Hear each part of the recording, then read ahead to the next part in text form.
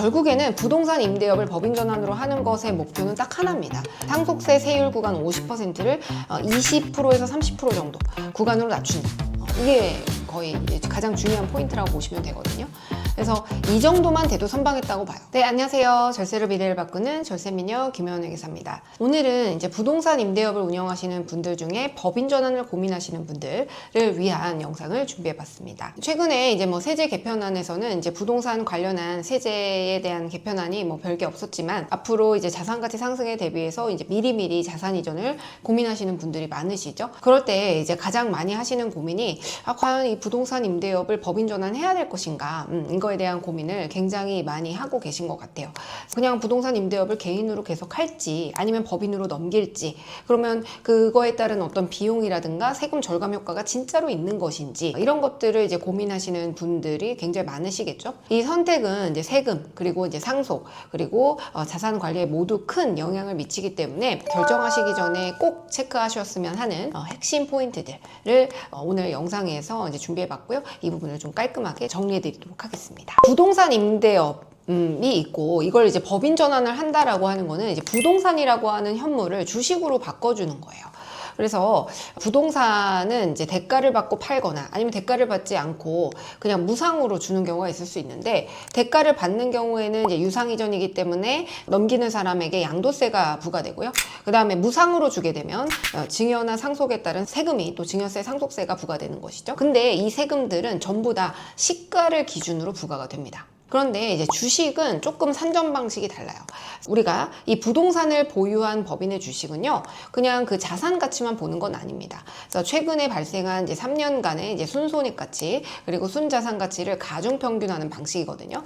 그렇기 때문에 만약에 평가를 하는 시점에 순손익이 낮아져 있었다. 우리가 어떤 작업을 통해서 순손익이 낮아져 있어서 가치가 낮아지면 주식 평가의 가치도 낮아지게 됩니다. 그래서 부동산 현물은 시가 그대로 과세가 되는 반면에 주식의 경우에는 이렇게 조금 이제 세금을 줄일 수 있는 여지가 생기게 되는 거예요.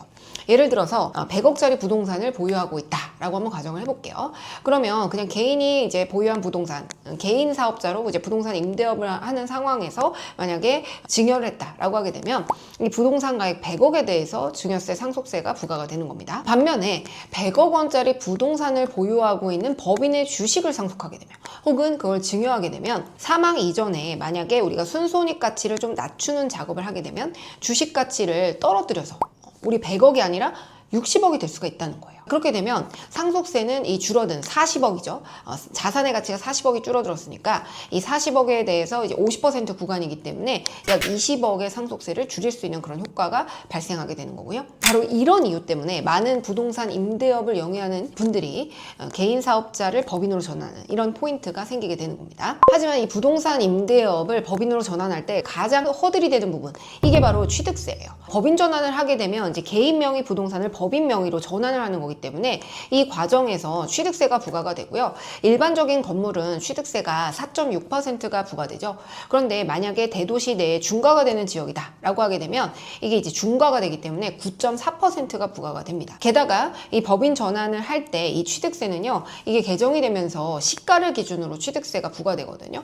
그렇기 때문에 뭐 보통 이제 감정평가를 받아서 진행을 하기 때문에 감정평가액의 9.4% 정도가 취득세로 부과가 되는 거고요. 그 부담이 정말 만만치 않아요. 예를 들어 50억짜리 건물이다 라고 하게 되면 이 경우에는 이제 취득세만 한 4억 7천 정도 발생을 하게 되거든요. 듣기만 해도 부담스럽잖아요. 근데 여기서 관점을 조금만 더 넓혀서 생각을 해보시면 좋을 것 같아요. 그래서 한번 취득세를 내고 법인을 이제 부동산으로 이전하게 되면 나중에 자녀한테 상속할 때는 취득세가 부과가 안 되거든요.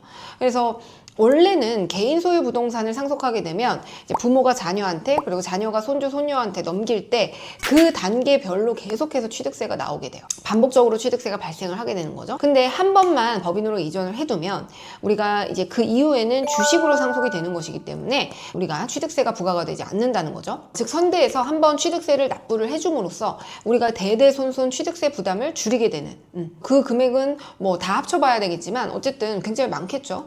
그래서 영구적으로 이 취득세를 우회할 수 있다라고 하는 그런 장점이 있게 되는 겁니다. 만약에 지금 당장 취득세를 납부할 재원이 없다, 보통은 그러실 거예요. 그래서 이런 경우에는 이제 부동산을 담보로 대출을 받아서 취득세를 납부하는 것도 방법이 될 수가 있습니다. 그래서 보통 이제 부동산 임대업을 영위하시는 분들은 지금 이런 고민을 하시는 분들은 옛날 분들이시거든요. 그러다 보니까 이제 부동산에 모든 자금을 연끌해서 넣어두기 때문에 부동산 임대업을 영위하시는 분들의 특성상 현금이 있으신 분들이 거의 없어요. 그리고 또 대출도 싫어하시긴 하거든요. 대출을 또 꺼려하시고 하기 때문에 하는데 어쨌든 이제 대출을 일으키면 결국에는 또 이제 순자산 관점에서는 그 자산 가치가 줄어들거든요.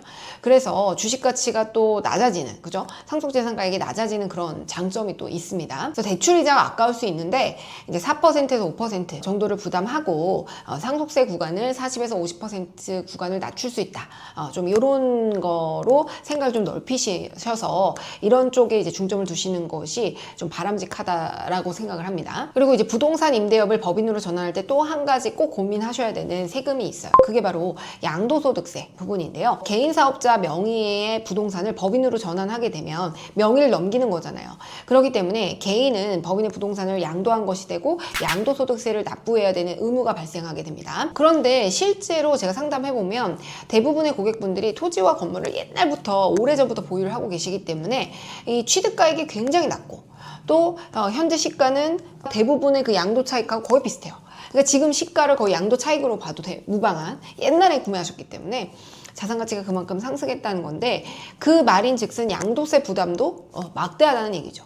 예를 들어서 만약에 50억 정도 시세가 오른 부동산이다 라고 하게 되면 이게 거의 양도 차익이 될 것이기 때문에 한 25억 정도가 양도세가 될 수가 있는 거죠. 어마어마하잖아요. 물론 이렇게까지는 안 나오겠지만 그래서 일정한 요건을 충족하게 되면 이 양도소득세를 2월 해줘요. 2월 과세를 일단 유예를 해주거든요. 2월 과세를 할 수 있는데 여러 가지 요건을 충족해야 되지만 가장 중요한 건 이제 5년 동안 이 부동산을 처분하거나 법인을 폐업하거나 청산을 하면 안 되겠죠. 그리고 5년 동안 이 부동산을 유지를 해주셔야 됩니다. 그래서 이 요건을 충족하게 되면 이제 5년 후에는 양도소득세는 이제 법인의 채무로 인정을 받게 되거든요. 그러면서 이 5년 뒤에 정확하게 법인의 주식 가치가 또 떨어지게 돼요. 그래서 여기서 절세 포인트는 이렇게 5년 후에 주식 가치가 낮아지잖아요. 그러면 뭐 증여나 아니면 저가 양수도 방식을 이제 활용을 해서 자녀한테 지분을 이전하게 되면 상대적으로 낮은 세금으로 자산 이전이 가능하게 되는 그런 결론에 도달하게 됩니다. 그리고 또 이 지분 이전을요, 또 자녀들이 주주로 있는 가족법인에다가 증여를 하게 되면 그 경우에는 또 세금 부담을 한 번 더 줄일 수 있는 그런 포인트가 있거든요. 결국에는 부동산 임대업을 법인 전환으로 하는 것의 목표는 딱 하나입니다. 상속세 세율 구간 50%를 20%에서 30% 정도 구간으로 낮춘다. 이게 거의 가장 중요한 포인트라고 보시면 되거든요. 그래서 이 정도만 돼도 선방했다고 봐요. 그래서 아예 나는 부동산을 보유하고 있지만 아예 한 푼도 안 내겠다? 이건 불가능해요. 국내 부동산을 보유하고 있는 한 세금을 한 푼도 안 내면서 하는 건 불가능하죠. 하지만 줄이는 건 가능하겠고요. 그래서 이런 법인 전환이라든가 주식 가치 이런 것들을 잘 관리해서 활용을 한다면 세금 부담을 크게 줄일 수 있고요. 자산 이전을 훨씬 더 효율적으로 만들 수 있게 됩니다. 결론적으로 이제 부동산 임대업의 법인 전환은요, 세금을 그냥 단순히 피하는 전략이 아니라 세율 구조를 우리한테 유리하게 만들고 자산 이전을 장기적으로 설계해서 시간을 내 편으로 만드는 거, 그게 바로 절세 전략의 가장 중요한 포인트라는 점을 꼭 기억하셔야 돼요. 아시겠죠? 네, 그래서 오늘 영상이 도움이 되셨다면 구독과 좋아요, 알림 설정까지 부탁드릴게요. 혹시 본인의 상속세나 세무조사 리스크가 궁금하다면 댓글이나 카카오톡 상담으로 문의주세요. 저는 여러분의 미래를 함께 디자인하는 절세미녀였고요. 그럼 다음 영상에서 만나요. 안녕!